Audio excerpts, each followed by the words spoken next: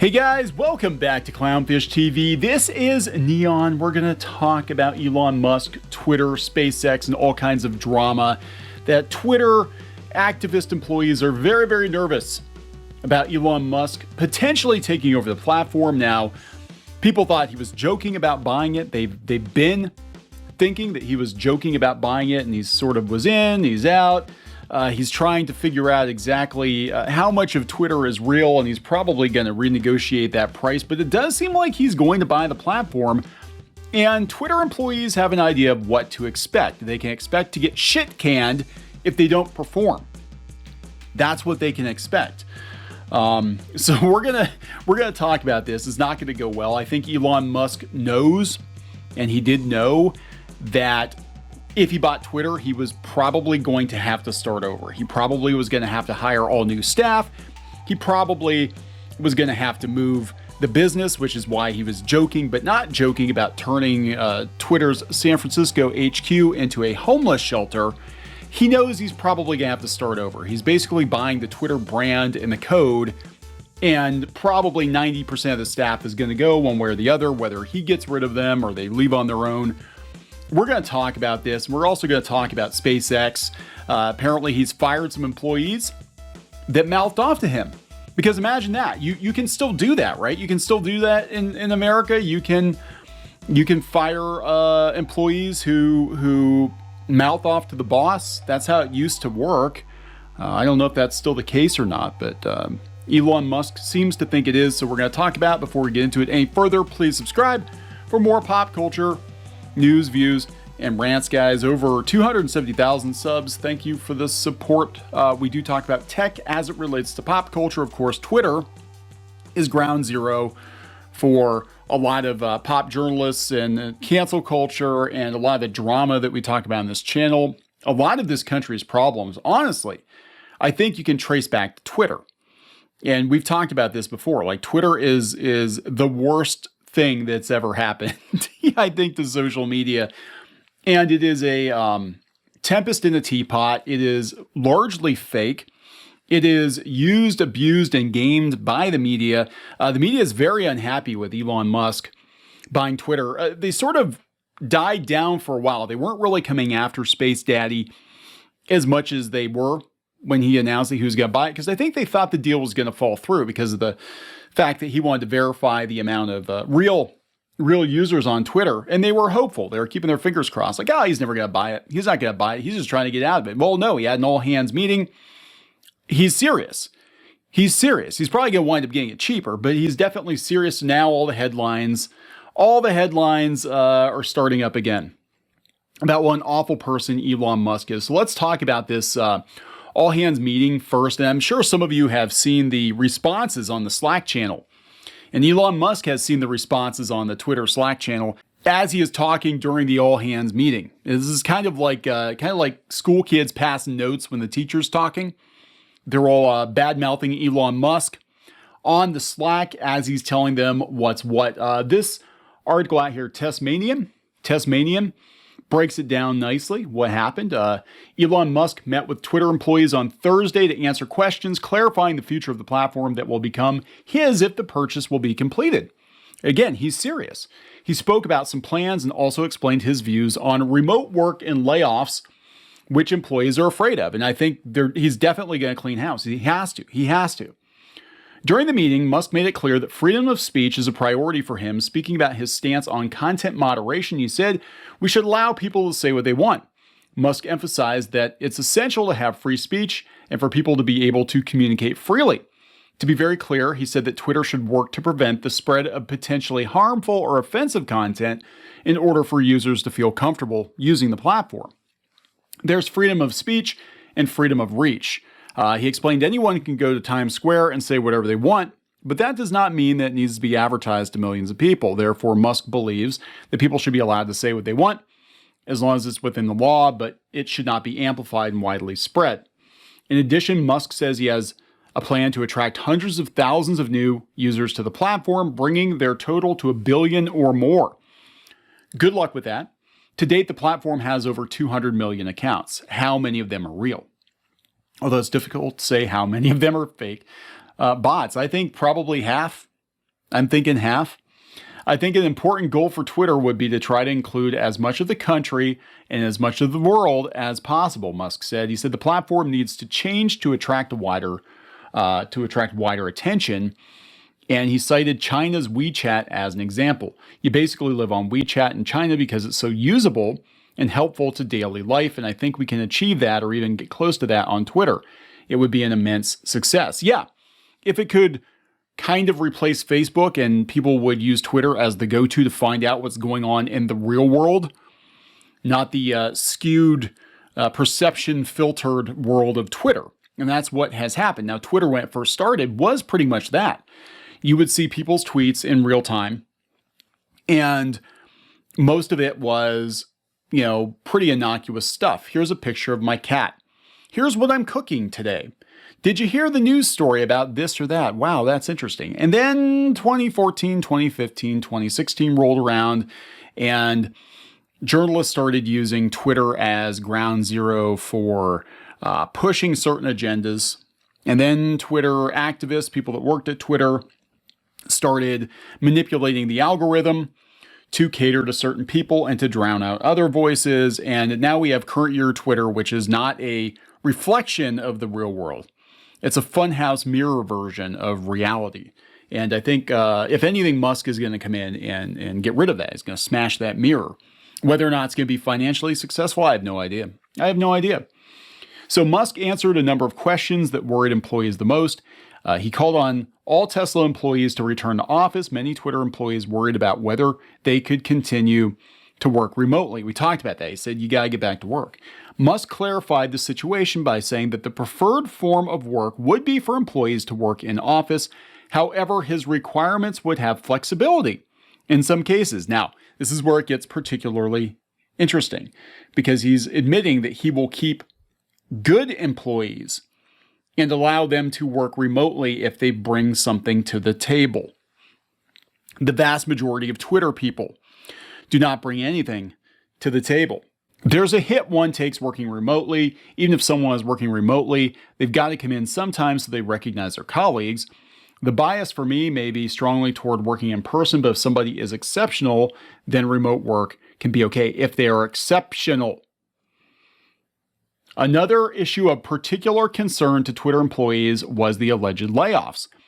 Musk has made it clear that while Twitter's costs are now higher than its revenue, valuable employees who genuinely care about the company and deliver value will keep their jobs. The company does need to get healthy. Right now, the costs exceed the revenue. If someone is getting stuff done, great, I love them. If they're not, why are they at the company? He is telling you, you need to work. If you bring nothing to the table, you will be gone.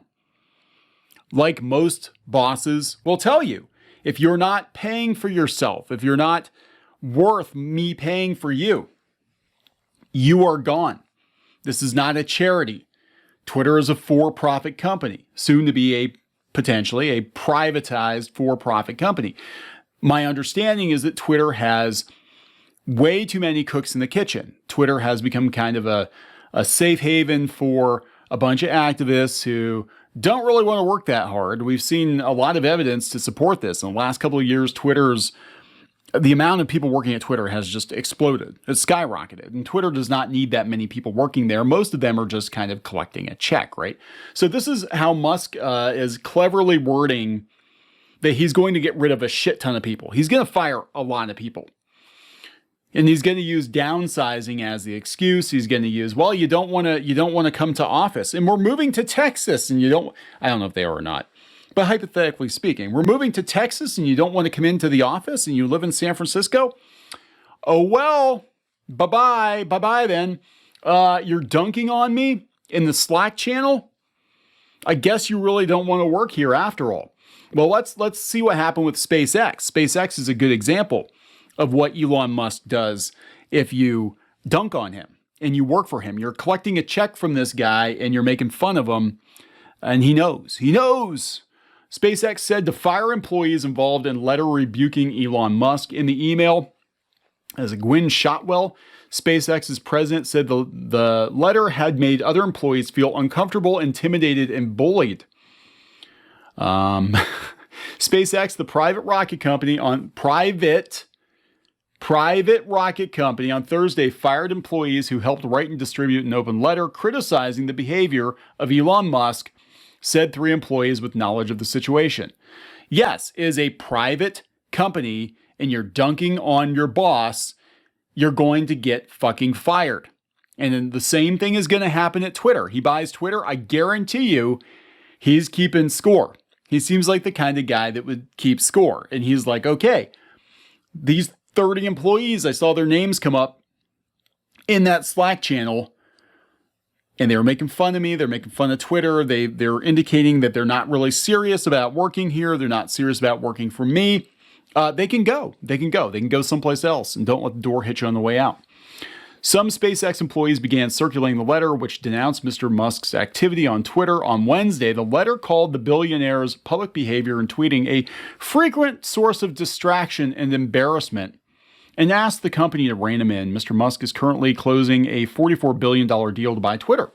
By Thursday afternoon, SpaceX had fired some of the letter's organizers, according to the 3 employees, in an email from Gwynne Shotwell, SpaceX's president and chief operating officer. In her email, which was obtained by the Times, she said the company had investigated and terminated a number of employees involved with the letter. The letter, solicitations, and general process made employees feel uncomfortable, intimidated, and bullied, and or angry because the letter pressured them to sign onto something that did not reflect their views. We have too much critical work to accomplish and no need for this kind of overreaching activism. It was unclear how many employees had been fired. James Gleason, a SpaceX spokesman, did not immediately return a request for comment. We have too much critical work to accomplish and no need for this kind of overreaching activism. If only more companies said, you know what? You're allowed to have your opinions. You're allowed to do an activism on weekends. You don't come to work on my dime and lecture me on, whether or not you think I'm a moral person. I'm giving you a paycheck. If you don't want that paycheck, somebody else will take that paycheck. That would be my way of dealing with it. And I've been very blunt with people before, different jobs I've had where I've been in management positions. And I'm like, you know what? You obviously don't want to work here, so you can go work someplace else, and maybe you'll be happier there. I don't know. Not a good fit. Not a good fit. The open letter followed recently publicized accusations of misconduct against Mr. Musk amid his contentious acquisition of Twitter. This is all about Twitter. They can't stand it. Twitter is, again, and I've seen other videos, people talking about, pop culture and the media and pop culture wars and all this sort of stuff. And they talk about like a critical point, a critical node. And if you take that node out, you take down a bunch of other systems, right? That's what Twitter is. Like all of this, the media, the weird shit in pop culture, and all the overreaching activism, it's all tied into the Twitter circuit board. And if you take out Twitter, you disrupt the whole thing. And that is the point. That is why I believe Elon Musk is doing what he's doing. Beyond the fact that he thinks he can make Twitter profitable. And Twitter is, if it were used for what it was designed to do, it actually would be an asset to people. Right? It would be an asset to people, but it has become perverted and corrupt. And we have a lot of corrupt perverts working at the company, right? And they need to go. They need to go to fix it.